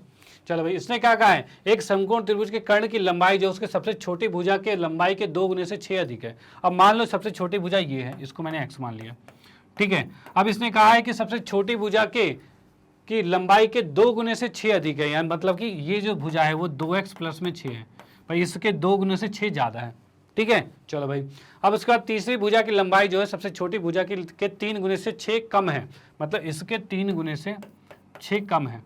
ये चीज़ हो गया, डन भाई, ये आ गया। अब उसके बाद हम देख सकते हैं तो त्रिभुज की विमाएं ज्ञात कीजिए। त्रिभुज है, इनकी विमाएं ज्ञात करनी है, मतलब इनकी भुजाएं ज्ञात करनी है, कितनी कितनी की भुजाएं हैं। तो यहाँ पर हम देखेंगे भाई, हल में आते हैं तो इसमें तो पाइथागोरस बनता ही है, ठीक है। त्रिभुज ए बी सी में कोण बी जो है वो 90 डिग्री का है, ठीक है, कोण भी 90 डिग्री का है। अब कोण बी अगर 90 डिग्री का है तो उस कंडीशन से भाई सारी भुजाएं, मतलब कि पाइथागोरस तो लगना जायज़ है, तो भाई जायज़ है तो लगा देते हैं ना। फिर तो ये ए बी का वर्ग बराबर में होगा, सॉरी ए बी नहीं है, कर्ण क्या है हमारे पास, कर्ण है ए सी, तो ए सी का वर्ग जो है बराबर होगा ए बी का वर्ग प्लस में बी सी के वर्ग के बराबर होगा, ठीक है। ए सी की बात करें तो ए सी कितना है, तो 2x प्लस 6, ए बी कितना है तो 3x माइनस 6, और बी सी कितना है तो x है, ये आ गया। इसको अगर मैं खोलता हूँ तो a का स्क्वायर मतलब 4x का स्क्वायर प्लस में b का स्क्वायर मतलब 36 प्लस में 2ab 6 दूनी 12 दूनी 24x होगा। चलो भाई ठीक है। इसकी बात करें तो a का स्क्वायर तो 9x का वर्ग होगा, b का स्क्वायर मतलब 36 और माइनस 2ab 6 18 दूनी 36x आ रहा है, और प्लस में x का वर्ग है, ये चीज़ आ गया है। डन, चलो भाई ठीक है। अब यहाँ पर हम देख सकते हैं भाई 9 और 1 10x का स्क्वायर हो गया, ठीक है। इस 4x का स्क्वायर को उधर जाके माइनस कर देंगे तो क्या बचा, तो भाई बचा 10 में से 4 गया तो 6x का वर्ग बच गया, ठीक है। अब यहाँ 36 से 36 कटता हुआ दिख रहा है, चलो भाई बिल्कुल दिख रहा है। यहाँ पर 24x से उठा के उस तरफ भेजेंगे तो 36 में 24 जुड़ जाएगा, कितना होगा, तो 36 में 24 जुड़ते तो 24 4 36 4 40 40 और 20 60 हो जाएगा। तो हम लिख सकते हैं भाई 60x आ गया, ठीक है। और इधर आ गया 0, कुछ नहीं बचा। अब इसमें से x का मान कैसे निकालेंगे, तो इसमें क्या कुछ कॉमन आ रहा है, तो हाँ आ रहा है, तो क्या आ रहा है भाई 6x कॉमन आ रहा है, तो बचा कितना x प्लस में 10 बचा है। अब इसके सामने अगर मैं 0 रखता हूँ तो ये यहाँ से x का मान 0 आ सकता है, या फिर x प्लस 10 बराबर 0, यानी x का मान या फिर 0 आएगा या फिर x का मान क्या आएगा, एक मिनट इसको उधर लाएंगे तो एक चीज़ थोड़ी सी मिस्टेक हो रही है। 24 को जब हम उठा के उधर लेके जाएंगे तो माइनस में होगा, तो ये माइनस में आएगा, माइनस में आएगा तो ये भी माइनस में होगा, ठीक है। अब यहाँ से देखो x का मान 0 आ गया, और x के मान यहाँ की बात करें तो ये क्या है x माइनस 10, x माइनस 10 जो है बराबर 0 है, तो x का मान कितना आ गया 10 आ गया, ये चीज़ आ गया, ठीक है। याद रखना x का मान कभी नेगेटिव नहीं आ सकता, अगर प्लस होता तो वहाँ नेगेटिव आ जाता, नेगेटिव आते मतलब क्वेश्चन गलत है आपका। तो फिलहाल यहाँ पर हमने देख लिया भाई क्वेश्चन कहाँ पर गलत था और कहाँ पर सही है, वो बिल्कुल एग्जैक्ट आ चुका है आंसर। x का मान 10 होगा या फिर 0 होगा। अब देखो क्या चीज़ है, अगर 0 होता है तो क्या ये त्रिभुज बनेगा, तो बनेगा ही नहीं त्रिभुज, पर 0 होने का मतलब ये बिंदु सीधे यहाँ पर टच हो जाएगी, इनके बीच की कोई दूरी नहीं है, यानी इसका आंसर 10 ही होगा। ओके, तो आप इसको नोट कर सकते हैं, और ये भी आपका 4 मार्क्स का क्वेश्चन था। और उसके बाद हम आते हैं नेक्स्ट क्वेश्चन पे। डन, चलो भाई ठीक है। ओके तो आते हैं नेक्स्ट क्वेश्चन पे। तो यहाँ पर हमारे पास क्या है, आकृति 4 में जो आकृति आपके सामने दे रखी है इसमें 5 सेंटीमीटर त्रिज्या वाला वृत्त है। वृत्त चलो भाई त्रिज्या 5 सेंटीमीटर है और 8 सेंटीमीटर लंबी इसकी जीवा है। चलो ठीक है। अब इसने कहा है पी क्यू जो है, पी और क्यू परस्पर रेखाएं परस्पर बिंदु टी पर मिलती है। यहाँ पर क्या है, पी और क्यू जो एक जीवा है जो 8 सेंटीमीटर के पी से टी पर मिल रहा है और क्यू से भी टी पर मिल रहा है। ठीक है, और दोनों स्पर्श रेखाएं हैं और टीपी की लंबाई ज्ञात करनी है। ये टीपी जो है इसकी लंबाई ज्ञात करनी है। अब बताऊँ, ये भी question exact same to same हमारे सैंपल पेपर जो हमने 4 करवाया था इसमें कौन से नंबर पर आया था ये, तो ये हमारे पास है पेपर नंबर 3 का 12वां क्वेश्चन। एक्जैक्ट यही है, ये भी 12वां क्वेश्चन है, वही 12वां क्वेश्चन था, एक्जैक्ट सेम टू सेम आ रखा था। ठीक है भाई, वो भी करवाया था वहाँ पे, तो यहाँ पे भी दोबारा से करवा देते हैं भाई, मजा आने वाला है, कोई दिक्कत वाली बात नहीं, देखते रहो। यहाँ पर क्या चीज़ है भाई, हल पे आते हैं। अब तो कर दिया है ना, क्वेश्चन कर दिया, कोई बात नहीं, देख लो, चेक कर लो कितना सही है कितना गलत है। यहाँ पर देखते हैं भाई, इसके अंदर हल में सबसे पहले हम देख पा रहे हैं इसके अंदर एक वृत्त है। एक वृत्त का केंद्र O है भाई, केंद्र तो O हो गया, चलो भाई ये मान लिया हमने। उसके बाद क्या है, इसकी त्रिज्या जो दे रखी है, त्रिज्या जो दे रखी है ये दे रखी है OP, त्रिज्या OP हमारे पास है और वो दे रखा है कितना, ये 5 सेंटीमीटर है। ठीक है, और जीवा जो है ये दे रखा है, जीवा क्या है हमारे पास, PQ जो जीवा है ये है 8 सेंटीमीटर का। ठीक है, अब उसके बाद क्या है, जो TO है, TO, ठीक है, TO जो आपस में मिलाया गया, तो T क्या है, एक बाहर एक बिंदु है, ठीक है, जहां से दो स्पर्शिकाएं खींची गई, और O क्या है, केंद्र है, इन दोनों को मिलाया गया। ठीक है, जब TO को मिलाया गया, T तथा O को मिलाया गया,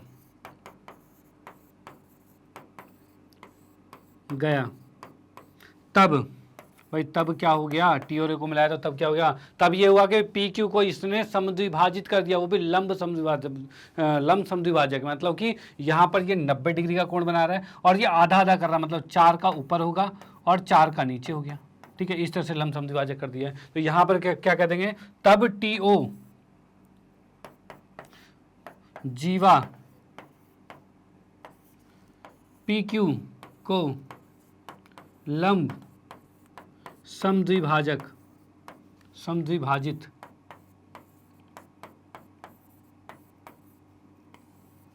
करता है। ठीक है भाई, तब ये क्या हो रहा है, जीवा को लंब समद्विभाजित कर रहा है। डन, चलो भाई ठीक है, ये हो गया। अब उसके बाद क्या करना है भाई, लंब समद्विभाजित कर रहा है तो हम यहां पर लेंगे अब त्रिभुज कौन सा, PRO लेंगे। तो क्या लेंगे भाई, त्रिभुज करता है भी कर देते हैं, त्रिभुज PRO में भाई, इसके अंदर क्या है त्रिभुज PRO में, तो यहाँ पर हम देख सकते हैं पाइथागोरस लग रहा है, यानी कि भाई PO का वर्ग जो है वो इन दोनों के वर्ग के योग के बराबर होगा, या फिर हम कहें तो RO का वर्ग क्या होगा, इसके वर्ग में से इसके वर्ग को घटाना पड़ेगा। ठीक है, तो यहाँ पर हम कह सकते हैं PRO में कोण जो है R जो है वो 90 का है, तो उस कंडीशन से हम कह सकते हैं भाई RO का वर्ग क्या होगा, ये होगा हमारा PO का वर्ग माइनस में PR का वर्ग, यही होगा। ठीक है, इसको अगर मैं लिखना चाहूँ तो RO का वर्ग हमारे पास कितना आ रहा है, तो ये आ रहा है भाई 5 का वर्ग माइनस में 4 का वर्ग, और इसको लिख सकते हैं भाई 25 माइनस में 16, यानी कि आ गया 9, और ये RO है और इसको लिखा तो रूट आ जाएगा, तो RO का मान कितना आ गया, 3 आ गया, यानी यहाँ से हम देख पा रहे हैं ये 3 का आ गया। ठीक है, ये 3 का आ गया। डन, चलो भाई ठीक है। अब उसके बाद क्या करते हैं, ये हमें TP की लंबाई ज्ञात करनी थी, इसको हमने x मान लिया। ठीक है, और इसको यहाँ पर y मान लिया। ओके, चलो भाई ठीक है। अब यहाँ पर देखो त्रिभुज हम लेते हैं PRT भी तो एक समकोण त्रिभुज है, इसमें भी आपका लगेगा पाइथागोरस फार्मूला, तो लगा देते हैं। तो भाई हम लेते हैं त्रिभुज PRT, त्रिभुज इसको त्रिभुज PRT में, ठीक है, और PRT के अंदर कहा जाए तो PRT के अंदर R जो है कोण 90 का है, R जो है वो 90 का है। अब इस कंडीशन से हम लिख सकते हैं क्या, PT का वर्ग जो है, जो PT का वर्ग है वो बराबर होगा PR प्लस में RT के वर्ग के बराबर, PR प्लस में RT, इन दोनों के वर्गों का योग होगा। PT की बात करें तो ये कितना है, तो इसको हमने माना x, तो x मान लिया हमने। ठीक है, x का वर्ग हो गया, बराबर में PR कितना है, तो PR है 4, और TR जो है वो y है, ये 4 का वर्ग है और ये y का वर्ग है, ये आ गया, ये हमारा समीकरण 1 बन गया। डन। अब आते हैं दूसरे में, त्रिभुज कौन सा वाला भाई, त्रिभुज पूरा बड़े वाला ले लेते हैं, मतलब PTO ले लेते हैं पूरे में। तो दोनों पूरे त्रिभुज को लेंगे तो त्रिभुज PTO, तो इसमें कोण P जो है वो 90 डिग्री का है। भाई यहाँ पर देख सकते हैं भाई ये वाला कोण तो 90 होगा, क्यों? क्योंकि त्रिज्या और स्पर्शिकाओं के बीच का कोण 90 का ही होता है, तो 90 हो गया। डन भाई, ठीक है। अब इसमें भी हम कहेंगे भाई क्या, TO का जो वर्ग होगा, जो TO का जो वर्ग होगा वो किसके बराबर होगा, वो हो जाएगा PT का वर्ग प्लस में PO का वर्ग, PT का वर्ग प्लस में PO का वर्ग, इसके बराबर होगा। यानी इसको हम क्या लिख सकते हैं, तो इसको लिख सकते हैं भाई TO को हम लिख सकते हैं भाई, TO को लिख सकते हैं y प्लस में 3 लिखा जा सकता है, तो हमने लिख दिया इसको भाई y प्लस में 3 का वर्ग बराबर में PT कितना है, तो PT हमारे पास x है, तो इसका लिख दिया x का वर्ग, ठीक है। और ये है 5 का वर्ग, ये आ चुका है हमारे पास। डन। अब इसी को क्या करते हैं भाई, इसको थोड़ा सा एक्सपेंड कर देते हैं, खोल देते हैं। इसको क्या करते हैं, x को इस तरफ लिखते हैं, चलो हम कोई बात नहीं बाद में लिख लेंगे। इसको खोला हमने तो क्या आएगा, y का वर्ग प्लस में 3 का वर्ग प्लस में 2ab मतलब 6y होगा बराबर में x का वर्ग आ रहा है प्लस में 5 का वर्ग 25 आ गया, ठीक है। ये समीकरण 2 हो गया। डन। अब 1 और 2 में से एक को घटाएंगे, तो हम यहाँ पे, मैं यहाँ पे लिख देता हूँ समीकरण 2 से 1 को घटाया गया, ठीक है भाई, ये चीज़ आ गया है। अब 2 से 1 को घटाएंगे तो किस तरह से घटाएंगे, तो यहाँ हम देख सकते हैं भाई एक्स स्क्वायर माइनस प्लस में 25, देखो क्या होगा, एक साइड एक्स स्क्वायर वाली साइड से एक्स स्क्वायर वाली साइड को घटाते हैं और दूसरी वाली साइड से दूसरी वाली साइड को घटाते हैं, तो इसको में से अगर ये घटाता हूँ तो माइनस एक्स स्क्वायर आएगा, ठीक है। अब इसमें से इसको मैं एग्जैक्ट लिखता हूँ, उसमें से इसको घटा दूंगा इस वाले को, तो यहाँ पे कैसे हो जाएगा, तो भाई ये है y का वर्ग है प्लस में 3 का वर्ग भी है प्लस में 6y भी है, ठीक है। इसमें से घटाना है हमें ये, मतलब 4 का वर्ग घटाना है और माइनस y घटाना है। भाई ऐसे ही तो हमने दोनों समीकरण को घटाया भाई, लेफ्ट में एक साइड से एक साइड घटा दिया, दूसरी साइड से दूसरी साइड को घटा दिया। डन। अब जो कट रहा है काट देते हैं, देखो ये कट गया और ये भी कट गया, अब ये नहीं कटा है, ये कट गया है, ठीक है। अब इसमें देखते हैं क्या है, तो ये 25 आ गया, ठीक है। ये 3 का स्क्वायर कितना होता है, तो 9 होता है। अब प्लस में 6y है माइनस में 16 है, ये आ गया 9 में से 16 गया या 16 में से 9 गया, कितना बचा, तो भाई ये बचा 7, 7 को उठा के इधर भेज देंगे, तो ये 25 और 7 हो जाएगा बराबर में 6y है। भाई ये 7 5 12 32 बटे में 6 आ रहा है, ये आ गया y, ठीक है। और ये y आ गया तो इसको मैं काटता हूँ, तो ये 16 बटे में 3 आ रहा है, ठीक है। 16 बटे में 3 आ चुका है y, एक मिनट, यहाँ पर आ गया y बराबर में 16 बटे में 3 आ गया। डन।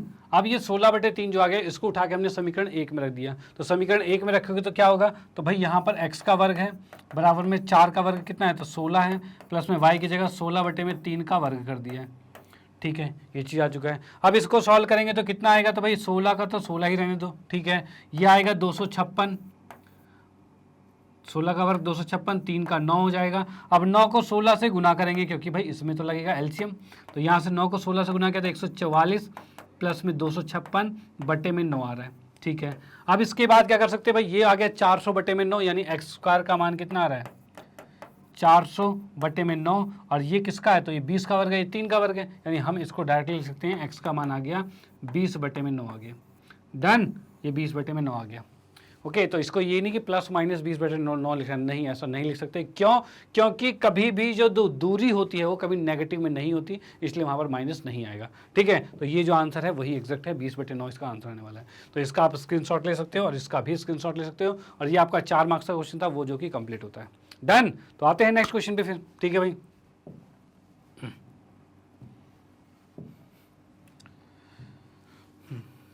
अगले क्वेश्चन की बात करें तो यहाँ पर हमें दे रखा है भाई, ये जो पतंग है आपके पास, पतंग वाला कुछ क्वेश्चन था, इसमें दे रखा था वर्ष के अलग अलग समय पर कई देशों में पतंग उड़ाने का त्यौहार है। चलो भाई, पतंग महोत्सव पे कुछ लिखा हुआ है, तो भाई अलग अलग देशों में पतंग उड़ाने का भाई त्यौहार है। भाई हमारे देश में 15 अगस्त को पतंग उड़ाते हैं भाई, बहुत उड़ाते हैं, ठीक है ना। और कई अलग अलग स्टेट में कई अलग टाइम पर भी उड़ाते हैं पतंग, भाई उन सबका अपना अपना टाइम होता है। अब यहाँ पर क्या है, भारत में प्रत्येक वर्ष 14 जनवरी अंतर्राष्ट्रीय पतंग दिवस के रूप में मनाया जाता है। भाई 14 जनवरी को पतंग दिवस के रूप में मनाया जाता है। इस दिन दुनिया भर से लोग भारत आते हैं और भिन्न भिन्न प्रकार के पतंगों को उड़ाने का मजा लेते हैं। नीचे दिए गए चित्र में 3 पतंग का को एक साथ उड़ाते हुए देखा जा सकता है। मतलब यहाँ पर क्या है, बहुत से पतंग हैं, उनको एक साथ उड़ाते हुए देखा जा सकता है। तो 3 पतंग वाली बात हो रही है। ठीक है भाई, अब इसमें क्या 3 पतंग वाली बात क्या है, तो यहाँ पर एक ने यहाँ पकड़ा हुआ है, एक यहाँ पर, एक यहाँ पर, ये 3 पतंग इस अनुसार है। ठीक है, जिससे हमें फिगर ये भी दे रखी है। ठीक है भाई, अब उसके बाद क्या कहा है भाई, उसके बाद ये कहा है कि आकृति 5 में एक आदमी के हाथ में बिंदु सी से 2 पतंग ए और बी के उन्नयन कोण क्रमशः 30 डिग्री और 60 डिग्री दे रखा है, जिसमें एडी जो है वो 50 का और बीई जो है 60 का है। मतलब यहाँ पर ये कुछ फिगर थी, ये 50 का, ये 60 का, और यहाँ पर एक बंदा है, यहाँ से इसने इस पतंग को देख रहा है, उसको देख रहा है, और ये 30 का और ये 60 का ये दे रखा है। ठीक है भाई, अब उसके बाद क्या कहा है इसने, तो इसने कहा है कि पतंग ए, भाई यहाँ पर फिगर बना देता हूँ इसको मैं, ये चीज़ है, बीच में सेंटर है, यहाँ से ये देख रहा है, यहाँ से ये देख रहा है, और ये इसको देख लिया। एक तरफ 30 का कोण है, 30 का ही था इस तरफ, ठीक है, 30 और 60 है। ठीक है, ये 50 है और उधर 60 है। ठीक है, 60 हो गया। और नेमिंग क्या क्या है भाई, A B C, A B C D और ई, ये पॉइंट हमें दे रखा है। ठीक है भाई, A B C D E, चलो भाई ये आ गया हमारे पास। अब इसने कहा है पतंग ए तथा बी में प्रत्युक्त धागे की लंबाई ज्ञात कीजिए। मतलब ए यहाँ से टच है और बी यहाँ से टच है, इनके धागे की लंबाई मतलब ये निकालना है, ए सी और बी सी निकालना है आपने।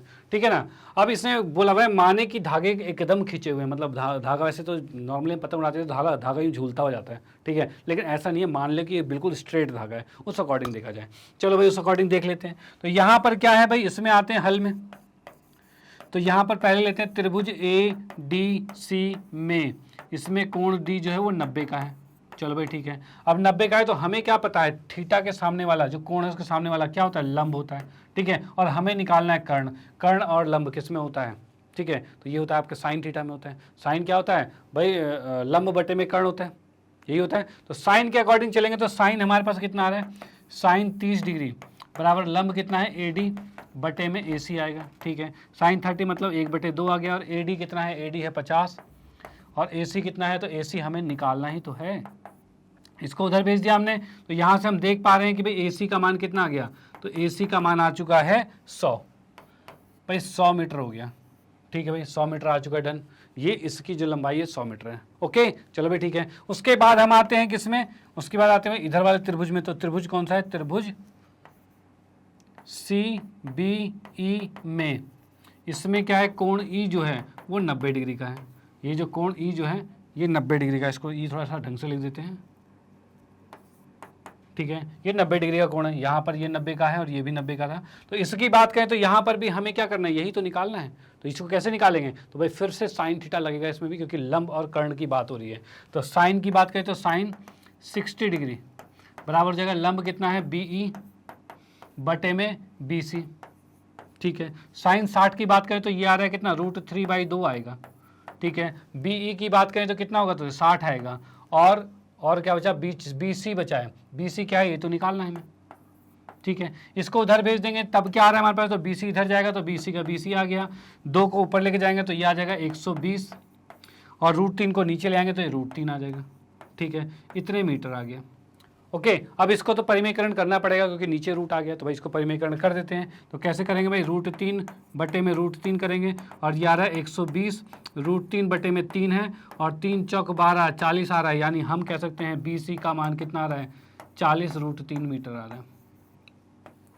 ये चीज़ आ चुका है, BC का मान कितना आ गया, 40 √3 मीटर आ चुका है। और ये यहाँ पर BC की लंबाई आ गई है, और AC की लंबाई ये आ चुकी है। ठीक है, ये AC की लंबाई, ये 2 लंबाई हमें ज्ञात करनी थी, जो यहाँ पर है कि A तथा B से प्रयुक्त धागे की लंबाई ज्ञात कीजिए। तो हमने लंबाई ज्ञात कर ली है, डन। तो ये आप इसका स्क्रीनशॉट ले सकते हो। फिर हम आते हैं भाई दूसरे पॉइंट को, क्या कहता है दूसरा पॉइंट क्या है, A तथा B के बीच की दूरी D ज्ञात करना है, मतलब इन दोनों के बीच की दूरी ज्ञात करनी है। ये कैसे निकाला जाएगा भाई, ए और बी के बीच की दूरी। तो भाई इसको इरेज करता हूँ, उस वाले पे चर्चा करेंगे बाद में। हम यहाँ पर लिख लेते हैं पहले कि ये कितना है, ये वाला जो आ गया है 100 आ गया है। ठीक है, और ये जो आ गया है 40 √3 आ गया है। ठीक है, अब बताइए भाई नीचे वाला बिंदु कैसे निकलेगा।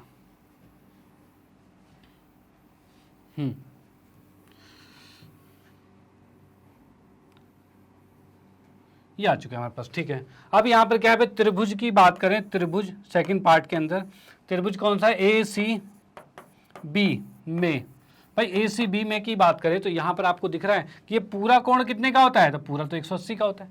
इसमें से 30 और 60 आ गया, मतलब ये कितना बचा, तो ये तो 90 का बचेगा। यानी हम यहाँ पर कह सकते हैं त्रिभुज में कोण जो ए सी बी है वो कितना होगा, तो भाई 180 में से हमें कोण 30 को घटाना पड़ेगा और 60 को घटाना पड़ेगा, और ये कितना आ रहा है, 90 डिग्री आ रहा है। ठीक है, यानी वो 90 का हो गया। अगर ये 90 का हो गया तो इसमें लगेगा पाइथागोरस, पाइथागोरस लग के सॉल्व हो जाएगा। तो भाई पाइथागोरस के लिए क्या है, इसके सामने वाला ये कर्ण हो गया, ठीक है, बाकी लंब और आधार हो गए। तो इसके अकॉर्डिंग क्या कर देंगे भाई, ये समकोण का हो गया, कोण सी समकोण हो गया। तब हम लिख सकते हैं क्या चीज भाई, ए बी का वर्ग, ए बी का वर्ग जो है वो ए सी का वर्ग प्लस में बी सी के वर्ग के योग के बराबर होगा। डन, ये चीज हो गया। अब इसमें हम वैल्यूज पुट करते हैं। वैल्यूज कैसे पुट करेंगे, तो ए बी जो है उसको पहले रहने दो, और फिर उसके बाद ए सी है, ए सी कितना है 100 है, तो हम 100 लिखेंगे भाई, 100 का वर्ग हो गया, प्लस में बी सी है वो क्या है 40√3 है, इसका वर्ग हो गया। ठीक है, 100 का वर्ग कितना होगा, तो ये हो जाएगा 1 2 3 4। ठीक है, 40 के वर्ग की बात करें तो कितना होगा, 4 × 16 160 हो जाएगा, और डबल जीरो गुने में 3 आ रहा है, ये आ रहा है। अब इसको मैं सॉल्व करता हूँ तो इसमें से कुछ कॉमन आ रहा है, जो कॉमन आ रहा है उसको कॉमन ले लेते हैं। तो भाई 100 कॉमन आ रहा है, 100 तो कॉमन ले लिया हमने, अंदर बचा ये 100 और 16 दूनी 32, 16 48 आ गया।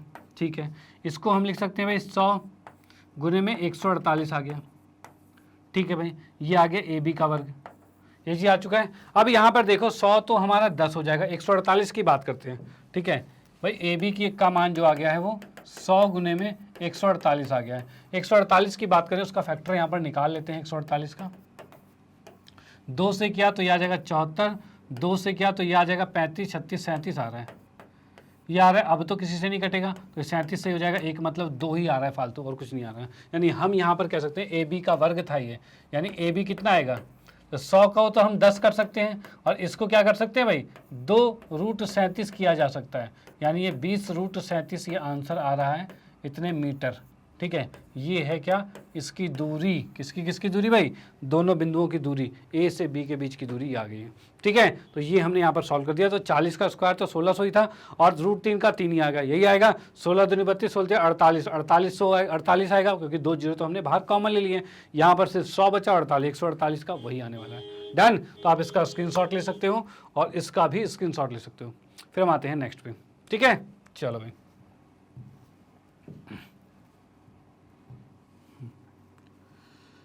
हाँ जी। तो इसके बाद जो ये तो 13 क्वेश्चन हमारा 13वां क्वेश्चन कंप्लीट हो चुका है। ठीक है, अब आते हैं 14वें क्वेश्चन पे। 14 क्वेश्चन क्या है हमारे पास, तो यहाँ पर एक देखा है, सर्कस एक प्रकार का एक मनोरंजन का साधन है। चलो भाई, अच्छी बात है, मनोरंजन का साधन है।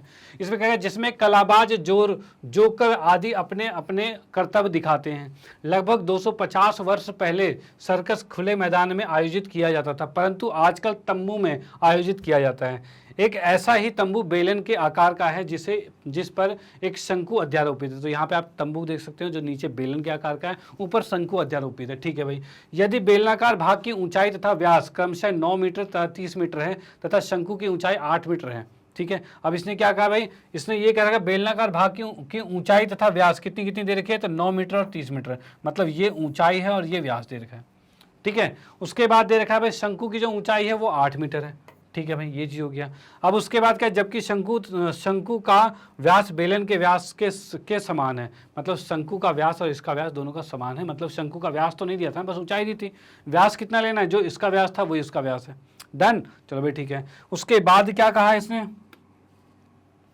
उसके बाद क्वेश्चन में ये क्या रखा है कि तंबू को बनाने में उपयोग हुए कैनवास का क्षेत्रफल ज्ञात कीजिए और 200 रुपये प्रति वर्ग मीटर की दर से खरीदे गए कैनवास की लागत ज्ञात कीजिए यदि तंबू बनाने में 30 वर्ग मीटर कैनवास सिलाई में बर्बाद हो जाता है।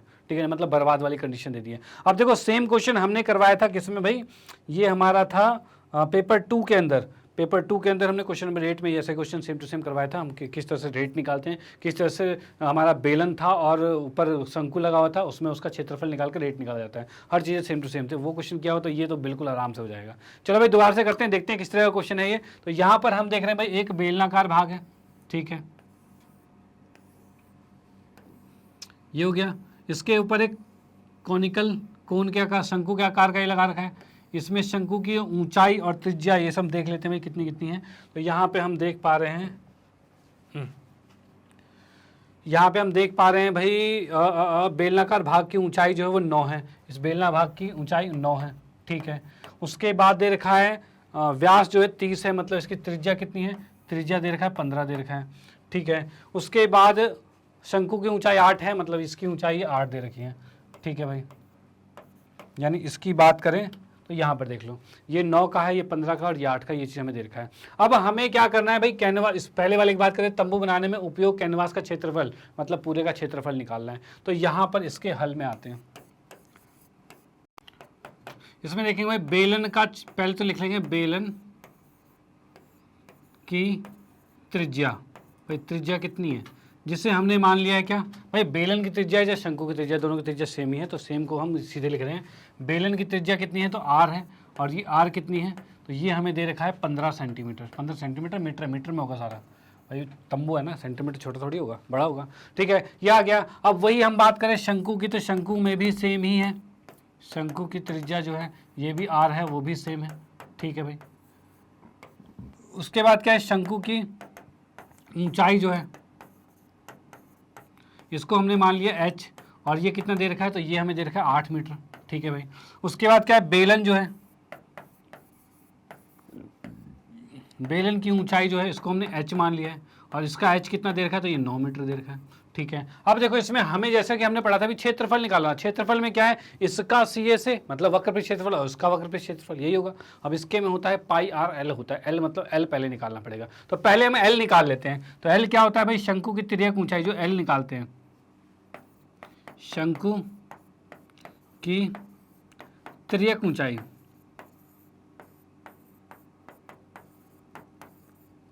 भाई तिर्यक ऊंचाई मतलब एल निकाला। एल कैसे निकलता है तो ये होता है हमारे पास अंडर रूट में एच का स्क्वायर प्लस में आर का स्क्वायर, भाई ऐसे निकाला जाता है। एच कितना है हमारे पास तो एच दे रखा है 8, भाई शंकु की ऊंचाई 8 है तो 8 का वर्ग, प्लस में आर कितना है तो 15 का वर्ग। इसको क्या लिखा जा सकता है भाई, 8 का वर्ग कितना होता है तो ये होता है 64, और प्लस में 225, और इसको लिखा जा सकता है 289, ये लिखा जा सकता है, ठीक है। इसको जोड़ो यही आएगा। अब यहाँ से देखेंगे भाई 289 किसका रूट होता है तो ये होता है हमारा 16, 17, 17 का रूट होता है, ठीक है। 17 का रूट 289 होता है, तो यहाँ पर लिख दिया हमने एल का मान कितना हो गया 17 हो गया, डन। चलो भाई ठीक है, 17 का मान 289 आ गया। अब इसी को यूज करते हुए हम इसका क्षेत्रफल निकालेंगे जो कि हमें निकालना था। तो हम क्या करेंगे, तंबू का क्षेत्रफल, का क्षेत्रफल। अब भाई क्षेत्रफल कैसे निकालेगा तो फिर ये हो जाएगा भाई, बेलन जो है, बेलन का वक्रपृष्ठ क्षेत्रफल जिसे हम CA से भी कहते हैं, ठीक है। और उसके बाद शंकु का वक्रपृष्ठ क्षेत्रफल जिसे हम CA से कहते हैं, ठीक है। अब यहाँ पर बात करें, ये होता है 2 पाई आर एच, और इसे कहेंगे पाई आर और एल, ये चीज़ कहा जाएगा, ठीक है। अब यहाँ पर क्या चीज़ है भाई, इसका एच, बेलन का एच ये नहीं था, बेलन का एच बड़ा एच था। बेलन का एच जैसे कि हमने यहाँ देखा था भाई, बेलन का जो ऊंचाई है वो 9 मीटर है, बड़ा एच है, तो हमने इसको कैपिटल एच ले लेंगे, ठीक है। अब यहाँ पर कुछ कॉमन आ रहा है तो भाई कॉमन तो आ रहा है, पाई आर कॉमन आ रहा है, बच गया अंदर क्या 2h प्लस में एल बचा है, ठीक है। पाई की जगह आया 22/7, ठीक है। आर की जगह क्या है भाई, आर हमें दे रखा है 15, 15 लिखा हमने। एच की जगह 2 गुने में 9, एल कितना है 17, ये चीज़ आ गई है, ठीक है। अब ये आ गया 22/7 गुने में 15 गुने में भाई 9 दूनी 18, और 17 जोड़ेंगे कितना 17 34 और 35, 35 आ रहा है, ठीक है भाई, ठीक है। 7 पंचे 35 हो गया, बहुत बढ़िया। इसको जब गुना किया तो 5 दूनी 110 होगा, और 15 एकम 15, 15 एकम 15 और एक 16, 165, ये आ रहा है बिल्कुल, ठीक है। इसको जब हमने गुना किया तो 1650 आ गया है। अब 1650 क्या आया है तो मीटर स्क्वायर, भाई इतना कैनवास लगा है तो कैनवास का क्षेत्रफल, भाई ये चीज लग गया आपका, डन। तो ये पहले वाले पार्ट का आंसर आ चुका है, ओके। अब इसके बाद इसने क्या कहा है सेकंड पार्ट में ये कहा है कि पहले में तो कहा था क्षेत्रफल ज्ञात कीजिए, जो हमने कर दिया। सेकंड में कहा है 200 रुपये प्रति वर्ग मीटर की दर से खरीदे गए कैनवास की लागत ज्ञात कीजिए यदि तंबू में 3 वर्ग मीटर कैनवास क्या हो गया, सिलाई में बर्बाद हो गया, मतलब 30 वर्ग जो है वो एक्स्ट्रा लगेगा। तो यहाँ पर क्या करेंगे भाई, इसमें हम आते हैं नेक्स्ट पे, नेक्स्ट पे आते हैं यहाँ पे। तो यहाँ पर सेकंड पार्ट के अंदर हम देखेंगे तो इसमें हमारे पास आ रहा है क्या लिखा है इसने, कैनवास की लागत जो है, कैनवास की लागत निकालनी है। तो लागत क्या होगी, तो लागत के लिए क्या होगा, कुल कैनवास गुने में 200 रुपये। भाई 200 रुपये के हिसाब से था ना, तो कुल कैनवास यही होगा। अब कुल कैनवास के अंदर कितना हमारे पास निकाला गया था, तो पहले हमने देखा इसका क्षेत्रफल तो था 1650, तो हमने लिखा भाई 1650 था, ठीक है। लेकिन 30 बर्बाद भी तो हुआ है, वो उसका भी तो खर्चा लगा होगा, ये हो गया, और गुने में 200 है, ठीक है।